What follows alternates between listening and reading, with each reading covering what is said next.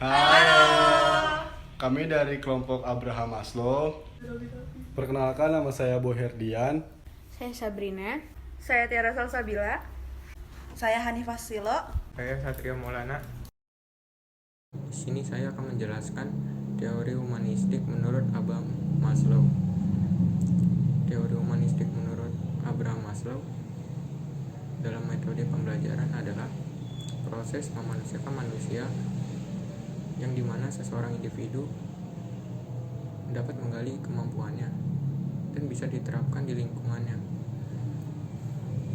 Teori Abraham Maslow didasarkan pada asumsi di dalam individu, yaitu terbagi atas dua hal. Yang pertama, suatu usaha positif untuk berkembang. Yang kedua adalah kekuatan untuk melawan atau menolak perkembangan. Maslow mengemukakan bahwa individu berperilaku dalam upaya untuk memenuhi kebutuhan yang bersifat hierarki. Pada diri masing-masing orang mempunyai berbagai perasaan takut seperti rasa takut untuk berusaha atau berkembang, takut mengambil kesempatan, takut membahayakan apa yang sudah ia miliki, dan sebagainya.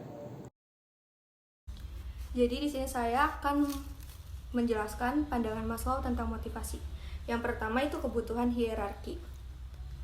Konsep hierarki kebutuhan yang diungkapkan Maslow beranggapan bahwa kebutuhan-kebutuhan di level rendah harus terpenuhi atau paling tidak cukup terpenuhi terlebih dahulu sebelum kebutuhan-kebutuhan di level lebih tinggi menjadi hal yang memotivasi. 5 kebutuhan yang membentuk hierarki ini adalah kebutuhan konatif, yang berarti kebutuhan-kebutuhan ini memiliki karakter mendorong atau memotivasi.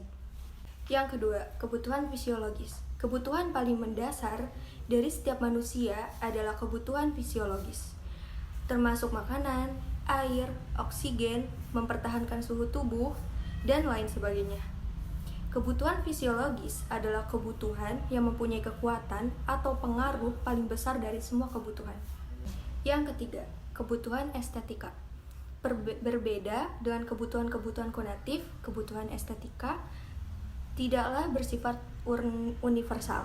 Akan tetapi, setidaknya beberapa orang di setiap kultur sepertinya termotivasi oleh kebutuhan akan keindahan dan pengalaman yang menyenangkan secara estetis. Maslow 1967. Keempat, kebutuhan kognitif. Sebagian besar orang mempunyai keinginan untuk mengetahui, memecahkan misteri, memahami, dan menjadi penasaran. Maslow 1970 menyebut keinginan-keinginan ini sebagai kebutuhan kognitif. Ketika kebutuhan kognitif tidak terpenuhi, semua kebutuhan pada hierarki Maslow terancam tidak dapat terpenuhi pula, karena pengetahuan merupakan kebutuhan yang sangat penting untuk memenuhi masing-masing dari kelima kebutuhan konatif tersebut. Yang kelima, kebutuhan neurotik. Pemenuhan kebutuhan konatif, estetika, dan kognitif merupakan dasar bagi tercapainya kesehatan fisik dan psikologis seseorang. Jika kebutuhan-kebutuhan tersebut tidak terpenuhi, maka akan mengarah pada penyakit. Akan tetapi, kebutuhan neurotik hanya mengarah pada stagnasi dan penyakit. Maslow 1970. Ya, di sini saya akan menjelaskan teori humanistik dalam konsep kampus merdeka. Kampus merdeka upaya Menteri Pendidikan dan Kebudayaan untuk mendorong mahasiswa atau mahasiswi agar berani untuk mengambil mata kuliah yang mereka inginkan dan menciptakan mendorong mahasiswa dan mahasiswi untuk dalam dunia kerja. Dan ada beberapa poin dalam kampus mereka. Yang pertama adalah program pertukaran pelajar.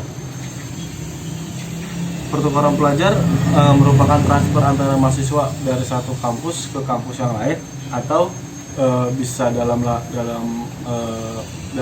negeri ataupun luar negeri. Upaya pemerintah melakukan transfer pertukaran pelajar atau mahasiswa atau mahasiswi berupaya untuk mahasiswa untuk lebih mengenal budaya, bahasa, dan kebiasaan-kebiasaan yang berada di tempat lain. Saya akan menjelaskan tentang asistensi mengajar di satuan pendidikan. Program ini dimunculkan karena adanya kualitas pendidikan di sekolah dasar dan menengah masih sangat rendah. Pada PISA 2018, peringkat Indonesia berada pada posisi nomor 7 dari bawah. Kegiatan pembelajaran dalam bentuk asistensi mengajar dapat dilakukan di sekolah dasar, sekolah menengah pertama, dan sekolah menengah atas. Manfaat yang akan diperoleh oleh mahasiswa program studi asal ataupun program studi asisten mengajar di satuan pendidikan yaitu 1. Memperoleh tambahan informasi terkini dan mengetahui serta pengalaman tentang menjadi guru, sekolah, dan dinamika pendidikan. 2. Memperoleh pengalaman tentang cara mengemas pembelajaran yang sesuai dengan karakteristik dan tingkat perkembangan peserta didik. Yang keempat, memperoleh pemahaman tentang cara peserta didik belajar, berpikir, dan mengemukakan gagasan. Kelima, meningkatkan rasa tanggung jawab dan kepedulian mahasiswa bagi pendidikan di daerah 3T dan desa. Di sini saya akan menjelaskan teori humanistik pada studi atau proyek independen. Program ini dihadirkan untuk melengkapi topik yang tidak termasuk dalam jadwal perkuliahan, namun terdapat dalam silabus program studi atau fakultas. Mahasiswa bisa membuat karya inovatif untuk dilombakan tingkat nasional maupun internasional yang mampu meningkatkan kreativitas mahasiswa yang akan mengembangkan diri dan potensi terhadap hal baru dengan kemampuan individu maupun kelompok. Boy, Iya, saya Sat. mau nanya nih. Nanya apa, Sat? Lu kan tadi ngejelasin pertukaran pelajar. Ya, pertukaran pelajar. Nah, aku penasaran nih, Penasarannya di mana tuh? apa sih keuntungan pertukaran pelajar itu?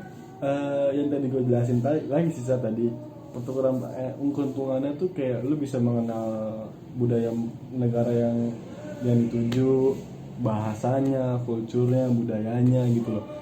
Misalnya lu ikut nih pertukaran pelajar ke Jepang atau nggak pertukaran pelajar lah mahasiswa Jepang sama Indonesia, lu ikut lah dan lu kepilih menjadi orang Indonesia pertukaran pelajar gitu. Jadi lu bisa mengenal bisa mempelajari bahasanya mereka lagi, kulturnya, budayanya lagi. Jadi kayak menambah nilai hal positif buat ngembangin diri lu lagi gitu.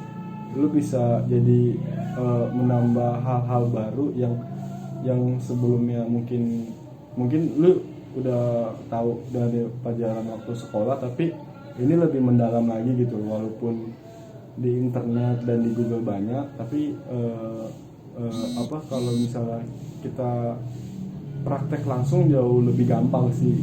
Jadi kayak lebih cepat kita untuk menerima hal-hal baru gitu. Kalau menurut gue sih gitu. Tapi gue mau nanya nih, Kenapa? kan kita bisa mempelajari budaya luar di sini, nggak perlu pertukaran pelajar. Kan sekarang tuh udah banyak tuh kayak film-film yang mengedukasikan negaranya. Ya. Kenapa kita nggak mempelajarinya lewat film aja gitu, nggak perlu pakai pertukaran pelajar? Oh, kalau itu gini, jadinya kalau kita ikut pertukaran pelajar, jadi kita kan beradaptasi sama masyarakat di daerah sana lah. Jadi kita menambah wawasan lagi, kita menambah relasi lagi, misalnya untuk kedepannya kita, untuk misalnya dalam dunia pekerjaan, untuk menambah skill kita juga, kemampuan kita juga di dalam akademik maupun non akademik. Kita kan pasti kan juga bergaul nih kan, bermasyarakat terhadap lingkungan tersebut. Jadi kita perlu beradaptasi lagi yang gitu. Jadi lebih banyak gue bilang sih lebih setuju juga sih gue sama pertukaran pelajar ini. Jadi kayak lebih banyak manfaatnya, kita jadi mengenal budaya luar juga. Walaupun di budaya kita juga banyak, tapi kan jika namanya budaya kan nggak bakal ada habisnya ya, nggak bakal ada, berarti setiap generasi bakalan turun menurun. Jadi menurut gue sih gitu. Jadi kayak lebih lebih enak aja sih, lebih banyak nilai hal positifnya lah dalam segi relasinya. Nanti kita dapat yang tadi gue bilang tadi, kayak menambah relasi lingkungan kita berteman atau lingkungan kita bermasyarakat. Kalau menurut gue sih gitu. Oh gitu boy. Iya, Sat. Menurutmu bagaimana meningkatkan kualitas pendidikan di Indonesia? Menurut saya upaya untuk meningkatkan mutu pendidikan yaitu mengikuti penataan, mengikuti kursus-kursus pendidikan, lalu memperbanyak membaca, terus mengadakan kunjungan ke sekolah lain seperti studi komparatif, lalu mengadakan hubungan dengan wali siswa. Apa manfaat penelitian bagi mahasiswa? Karena dengan penelitian kita bisa mengembangkan potensi akademik ataupun non-akademik mahasiswa atau mahasiswi, dipaksa untuk berkreatif dan inovatif terhadap hal baru sebagai pembuatan atau pengujian tentang kebenaran dari pengetahuan yang sudah ada. Sekian dari saya, terima kasih.